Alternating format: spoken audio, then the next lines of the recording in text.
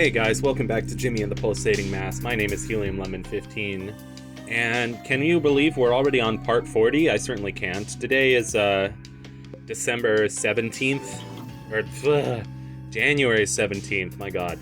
This is the second episode that we're recording today, and in the last episode I didn't really talk about where we are or what we're doing. We are going to we are in Tetsuya Kawaii, which is like a anime like toy merchandise slash collectible I don't know, cartoon show and corporate headquarters of the merchandise for said television show. Or it could be where they make the television show also, I don't know. And the enemies we're fighting are vending machines, Robo-Cats, and Jim Carrey. So that's a joke that I hope is apparent, but I'll explain it in the next fight that we do. And it has one of the coolest pieces of music in the game, although Casey is a fantastic musician as well as a game developer. Oh, I'm so hungry. Me too. It feels like we've been in here forever. I could really go for some ramen right about now. Oh my god, you like ramen too? Of course, ramen is the best. I love miso and it's best with an egg in it. You are the perfect woman. Oh, what's that? I meant to just think that. Think what? Nothing. We should get some ramen later. That sounds great. I would love that. Aw, and when their future children are just a twinkle in their eye and a plan to get ramen, you know, gotta love it. You love to see it. This is the guy whose portrait is everywhere. He's still in his corporate headquarters, but he's just sent everyone home because there's a mutant teenager with leathery dragon wings spreading evil and circling the top of the building. It's not exactly good for business. Also, Sakura, probably. Actually, Sakura isn't. Is it a name? I know it is a word that means something. I know there's like a Japanese song that goes Sakura, Sakura, da da da da da da da da. And it was like a traditional Japanese song that was included with Wii Music. Anyway, and then we get one of these. I was just in a Japanese restaurant in New York City, and you know they have these everywhere. They have them in, I think they even have them in Chinese restaurants. I'm not sure, but yeah, they have them in many, many restaurants around New York City.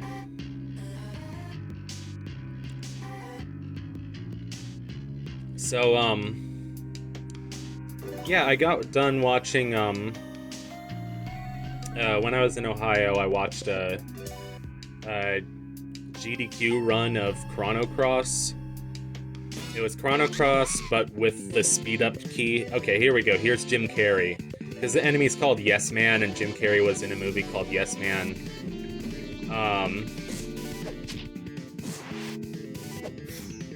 And I do like Jim Carrey's movies. He's a very interesting guy. And he has lots of interesting beliefs. I don't know. Oh, this is where I watched my older video to remember what the code was, so it was a pretty smart move on my part. Actually, that comes later, I guess. So here we are, and St. Alphonsus pancake breakfast, where I stole the margarine, and whittled on the bingo cards in lieu of the latrine. I saw a handsome parish lady, and she was totally chenille, and her old man was a marine. I got that totally wrong. As she abused his sausage patty, saying, "Why don't you treat me mean?" At St. Alphonsus pancake breakfast. Whoa, whoa, stole the bus, where I stole the margarine. Anyway,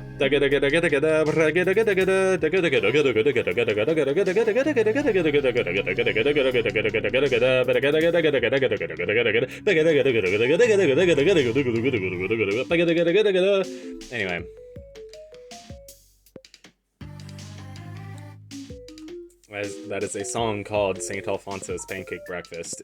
You should listen to it. It's a good piece of music. Anyway, I decided to give Jimmy the rusty hook. Yes, it has lower attack than the loaded dice, but you have to remember that the loaded dice is randomized, and at least this was my thinking, that if the loaded dice is randomized, then even something with a lower attack value will have a higher average.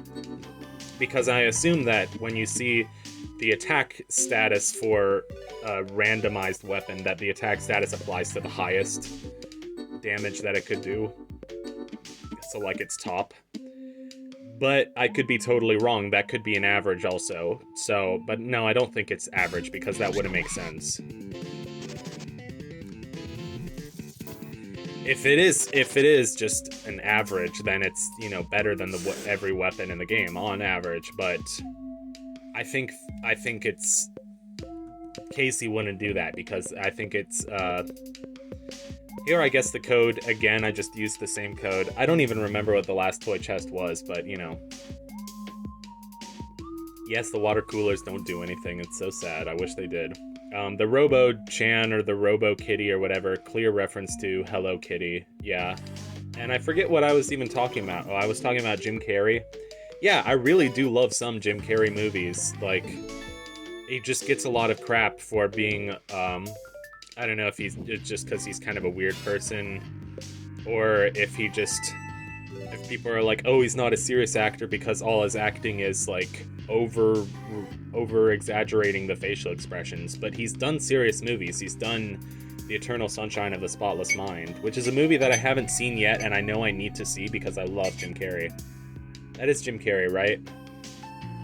I'm gonna feel stupid if it isn't, if it's like Steve Carell or somebody. I think it's Jim Carrey. But no, Truman Show is one of my favorite movies. I always associate Jim Carrey with Nintendo Capri Sun's playthrough of Donkey Kong 64, because he kept referencing freaking and yes, I'm talking over really good dialogue.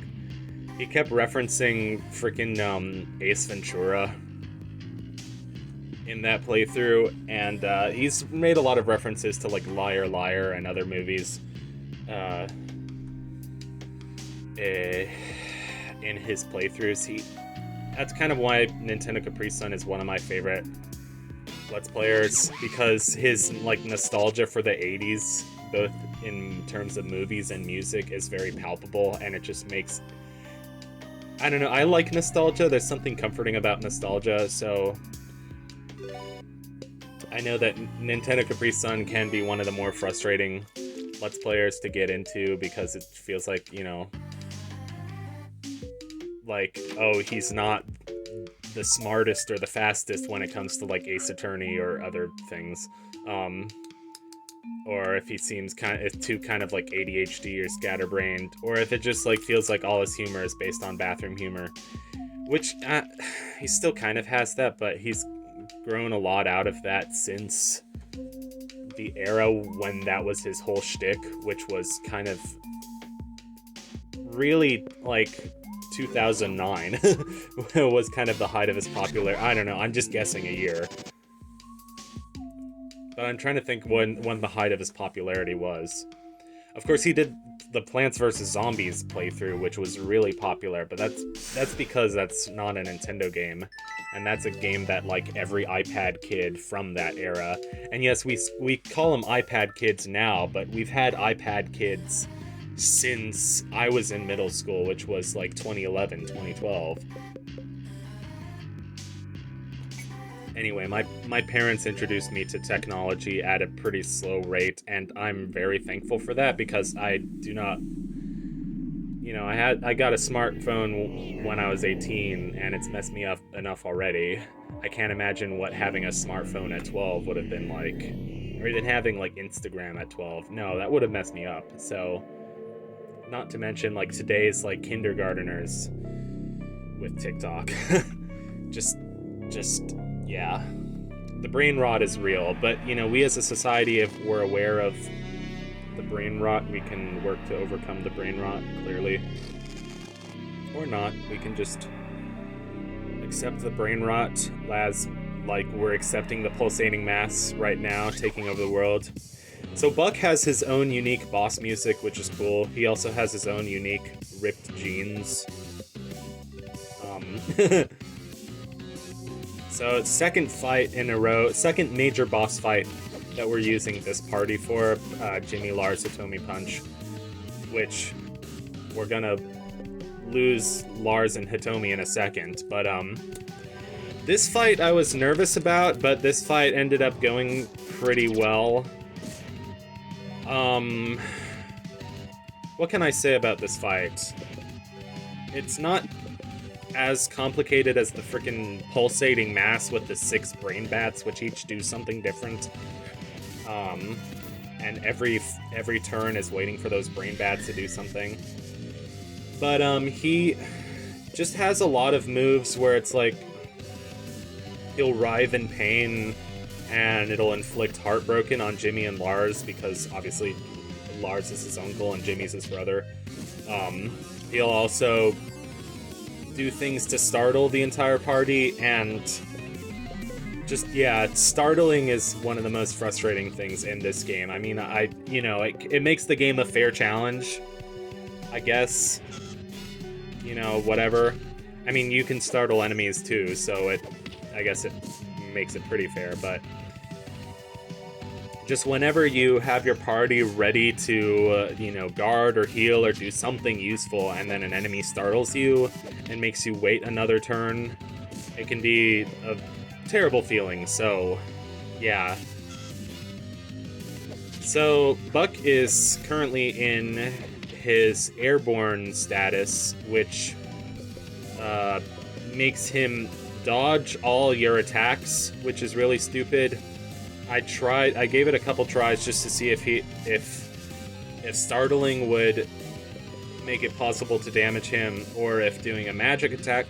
My computer crashed mid-recording. Okay, we're finishing the commentary for Jimmy and the Pulsating Mass Part 40 after my computer decided to crash or soft locked or whatever while I was post-commentating my Filmora project, which Filmora, I don't know if there are widespread feelings and agonies on Filmora as a program, but it gets the job done for me. I've tried using Final Cut. Final Cut is just a bit too complicated, and I really spend no time doing any fancy editing on these videos. Ghostfire did, so back to the Buck fight. Ghostfire did damage to him that time. I'm not sure if that was because he was coming out of the evasive stage and was already... So, basically I was trying to figure out what attacks do the most damage. Pulverizing Light is good. Love Magic Starshine is really good. So I was like, well, what's Love Magic Starshine? Is it light-based? I guess it doesn't really matter. I guess, I don't know if... I mean, yes, there are light-based and dark-based attacks that enemies are weak to, but this isn't necessarily a very element-heavy game.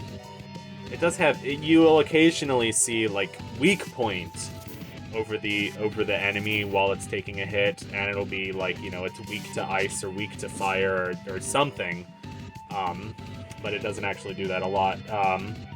Basically, I was trying to get one of my party members to, at least one of them who can counter attacks, which right now is Lars and Punch. Punch counters attacks sometimes, but I found that Lars is my favorite one to just, have him get a sweet counterattack if if the enemy is attacking him. Plus, he has Undulate, which is like a hit attractor, so you can have Lars just like tank your hits. But basically, the end of the fight was glorious, and it made me do my crazy laugh, which sometimes I'll do my crazy laugh. It's probably a sign that my mental health is crap and I should take meds. But okay, so we've gotten one successful counter with Lars so far, but you still haven't seen the good part. But yeah, basically it made me laugh out loud during the Love Magic Starshine should have recharged. Why don't you just use Love Magic Starshine? Okay, Writhes and Pulses I assume means he's preparing for an attack. Also, yes, Rampage as the bear is the most broken attack in the game. I think I equipped Rampage so I could do it as any form. It's really helpful. It's also... Okay, Rampage... That was awesome. So if you missed it, Punch was going on a Rampage, which was like a 4 or 5 hit combo, and Lars was attracting all the damage. And he was countering every single hit, and if you counter a thing with the right timing, it'll do like 400 or 600 damage. It'll do ridiculous, absolutely whopping amounts of damage, you know. And you see the game was, the dialogue was not advancing because I was laughing out loud maniacally, and I was shouting, "That was perfect!" And, you know, my parents were thinking, he's weirdo. But, you know, they've thought that for a while anyway, so I don't mind. Anyway. I feel bad for Buck, because I feel like he must have a good part of him somewhere deep down in there. And I feel like part of him doesn't want to be controlled by the pulsating mass. But, Buck's story is not a happy one, so...